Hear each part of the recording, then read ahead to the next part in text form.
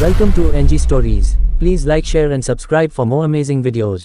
ये कहानी छत्रपति शिवाजी महाराज की बहादुरी और कर्तव्य निष्ठा के बारे में बताती है। भारत के वीर सपूतों में से एक श्रीमंत छत्रपति शिवाजी महाराज के बारे में सभी लोग जानते हैं। बहुत से लोग इन्हें हिंदू हृदय सम्राट कहते हैं तो कुछ लोग इन्हें मराठा गौरव कहते हैं।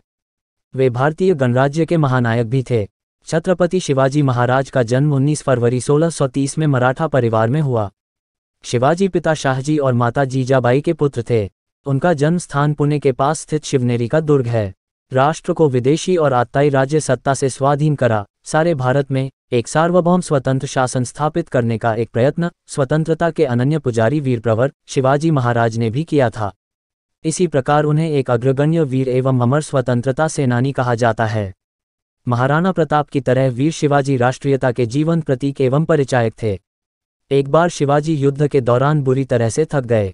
आसपास कुछ न देख वह एक वनवासी बुढ़िया के घर में चले गए। बहुत भूख लगी थी, अतः उन्होंने कुछ खाने के लिए मांगा। सैनिक समझकर बुढ़िया ने उनके लिए प्रेमपूर्वक खिचड़ी पकाकर एक पत्तल पर परोस दी। शिवाजी को भूख जोर से लगी थी, अतः उन्होंने जल्दबाजी में खिचड़ी के बीच में हाथ दे मारा और अपनी उंगलियां जला बैठे। यह देखकर बुढ़िया बोली, सैनिक दिखने में तो समझदार दिखाई देता है, फिर भी मूर्ख शिवाजी की तरह गलती कर रहा है। यह सुनकर शिवाजी के कान खड़े हो गए। वह बोले, माई, शिवाजी ने ऐसी क्या गलती की जो आप उनको मूर्ख बोल रही हो, और मेरी गलती बताने की भी कृपा करें। बुढ़िया बोली, सैनिक जिस तरह तू किनारे की ठंडी खिचड़ी खाने की बजाय बीच में अपना हाथ डालकर अपनी उंगलियां जला रहा है, उसी तरह शिवाजी भी पहले छोटे छोटे किलों को जीतकर अपनी शक्ति बढ़ाने की बजाय बड़े किलों पर धावा बोलकर मुंह की खाता है। इसीलिए मैंने तुझे शिवाजी की तरह मूर्ख कहा। अब शिवाजी को अपनी हार का कारण समझ आ चुका था। उन्होंने पहले छोटे छोटे किलों को जीतकर अपनी शक्ति बढ़ाना शुरू कर दिया और बाद में बड़े बड़े किले भी फतह कर लिए।